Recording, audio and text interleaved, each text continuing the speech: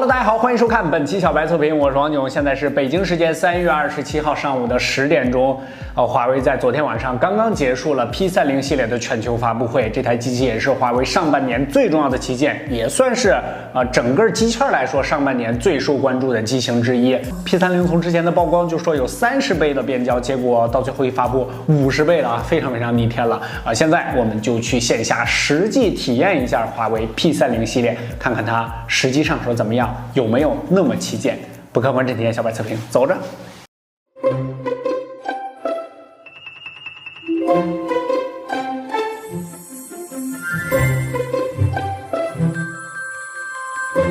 2019新年换新机，小白有品商城新增笔记本分区，新增系统回收，全网高价，买品质二手，卖高价回收，就来小白有品，赶紧扫码上车，小白有品只为价值买单。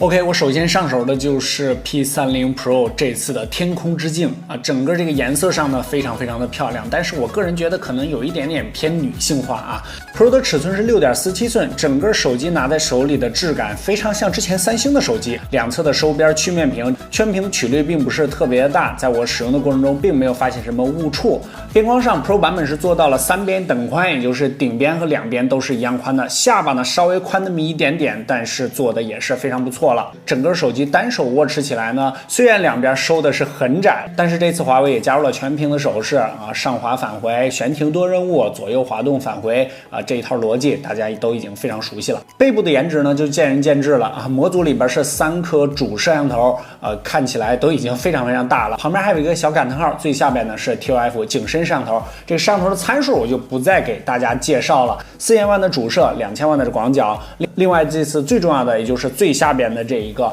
800万的5倍光学潜望式镜头，这也是潜望式镜头第一次用在量产机上啊，被华为给拿下了一个首发。整个机器握在手里的感觉其实挺像我刚刚使用完的三星 S10 Plus 的，都是前后曲面的设计，尺寸上也差不太多。底部是 Type-C 的接口，卡槽，单侧的扬声器。最下面的这个5倍的长焦镜头，它是一个方形的，因为是埋在了机身里边，这样机身呢就不会做得特别的厚。整个主摄的模组呢也并没有凸起特别多，它也做了这种金属的斜坡处理，视觉上呢稍微缓和了一些，握在手里并不是特别的突兀。这3颗摄像头呢，可以帮助你实现0.6倍的超广角，还有5倍的光学变焦，10倍的混合变焦，高达50倍的数码变焦。我在现场也专门实测了一下，这个望远镜的效果还是非常给力的啊！大到50倍之后，这个路牌啊，或者说这种比较大的字啊，还是能够看清的。不过从30倍开始，这个抖动都已经非常厉害了。但是总体体验下来，这个相机的可玩性真的还是非常高的。现场我也专门实拍了一下样张，现在是正常焦段，现在是0.6倍的超广角，现在是5倍的光学变焦，是无损的。现在是10倍的混合变焦，现在是30倍，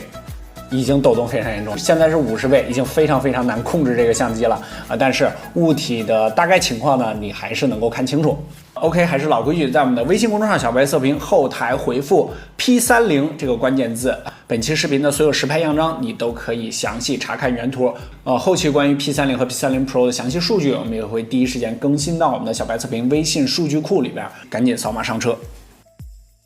不过在使用的过程中，我们发现华为的这个老问题啊，还是依然存在的。这个打开去光之后，这个掉帧和抖动还是挺明显的，而且现在也不能做到所见即所得，也就是你去光里看到的跟你实拍出来的样张，其实差别还是挺大的。相机的成片上，华为已经非常给力了，但是在实际相机的软件体验上还有进步空间。这颗4000万的主摄方面，其实华为这次依然沿用了 MX600， 也就是第3次用了之前的 P20、Mate 20系列全部都是用了这颗，但是这次呢，它叫法上有一些改变，有些叫这个 MX600Y， 有些叫 MX650， 但是其实它都是 MX600的一个小改进版本，也就是发布会上说的改进为 RYYB 的传感器。这个我们在后期小白测评的深度测评中再详细跟大家聊。改用了 RYYB 之后，官方宣称感光度提升了40%。P30的 ISO 能达到20万加，而 P30 Pro 呢能够达到40万加，已经非常逆天了。现场呢，我们实拍了一下 P30 Pro 和我手上的这台 iPhone XS Max 这个差别还是非常大的，并且这张 P30 Pro 呢不是长曝光所得，这是直接按下快门马上出片的效果。P30 Pro 呢是取消了上面这个听筒的，所以才能做到3边等宽虽然在设置里边呢有这个杜比全景声但是我实际现场放了一下这个效果基本上已经没有了这次呢它采用了一个屏幕发声的技术，也就是在摄像头正下方下面一点点的这个区域是有一个屏下的发声单元我现场实际听了一下怎么说呢就是声音还是比较小的，而且声音也比较散，因为它毕竟是一个屏下发声单元，照实体的置在顶部的这种传统听筒来说还是有明显差别的。我建议如果你非常在意的话，一定要去现场实际听一下效果。这次的 P30 Pro 呢肯定是重头戏基本目光全在它这儿。这个相比之下 P30 呢就要传统和暗淡了很多，现在是这个极光色的 P30， 这个极光色呢照之前那个 P20 Pro 那个极光色呢其实差别还是挺大的，这个渐变的效果相对弱了很多，之前 P20 Pro 那个渐变效果要强很多整个手机呢是 6.1 寸，拿在手里这个掌控感呢还是非常强的，但是我发现在手指划过边缘的时候，旁边的这个塑料隔断条还是比较明显的。P30呢是并没有采用屏幕发声，而是传统的听筒，所以说它做不到3边等宽，它的顶部、两边和下巴是3个尺寸但是整个机器看起来呢屏占比依然是非常非常高，因为它4边呢都收得非常窄。机器 5.76 毫米160多克，而 Pro 这边呢是 8.41 毫米，但是由于它两侧都采用了全屏的设计，所以握在手里这个厚度感呢并不是特别明显，也是可以接受的，但是它就是190多克，接近200克的一个重量毕竟是 6.47 寸，还算是比较重的一台手机。在摄像头方面 P30 也并不是4摄，而是传统的3摄，在这个主摄上呢依然是和 P30 Pro 是一模一样的 MX600， 但是没有了强光式的长焦镜头，它最高能够实现30倍的数码变焦，在广角上呢也略微低一些，是 0.7 倍的广角镜头。P30 和 P30 Pro 两台机器放在一起，一个是 IP68 的防水防尘，一个是 IP53 的防水防尘Pro 这边呢算是绝对旗舰了都到 IP68 了整个的正面颜值上呢还算是不错的，但是我个人可能更喜欢 Mate 20 Pro 那个颜值一些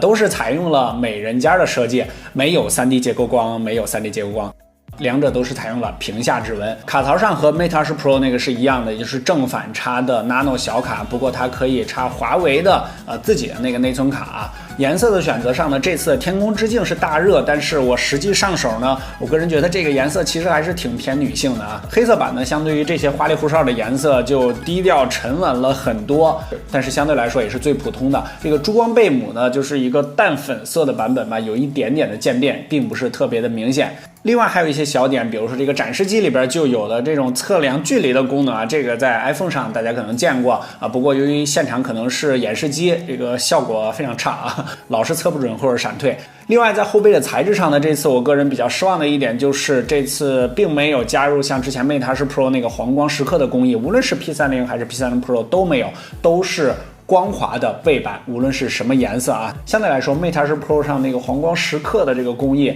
可能在质感上要稍微更高级一些，这个是见仁见智的问题了。国际版的售价呢给大家打在这里，结合之前 P20 和 Mate 20的价格来看呢，国内的价格应该是减2000左右最低配的版本 P30 应该是3998，而 P30 Pro 这边呢起售价格应该会在5600、700左右。现在想买华为旗舰手机的用户应该肯定在纠结是买这个 P30 Pro 呢还是 Mate 20 Pro 呢，因为 Mate 20 Pro 是刚刚降价了500块钱给这个 P30 让道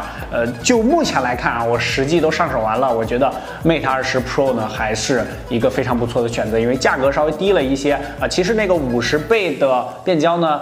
可玩性比较高，但是你可能也就玩几次之后就不再玩了，可能是给别人炫技用的整体机器的质感和性能上呢，其实都和 Mate 20 Pro 呢在一个级别，而且 Mate 20 Pro 还现货是吧？这 P30 Pro 呢要到11号才国内发布我也是现场呢就定了 P30 Pro 到时候我们小白测评也会第一时间放出它的测评视频还有就是最重要的，关注我们的微信公众号小白测评，这个每日新鲜资讯、每日语音这个相关的数据呢，我们也会第一时间更新到我们的微信数据库里边。对我们的视频有什么建议、质疑、提问，关注我们的新浪微博小白测评即可，不可观众体验小白测评。我们下期视频再见，拜拜。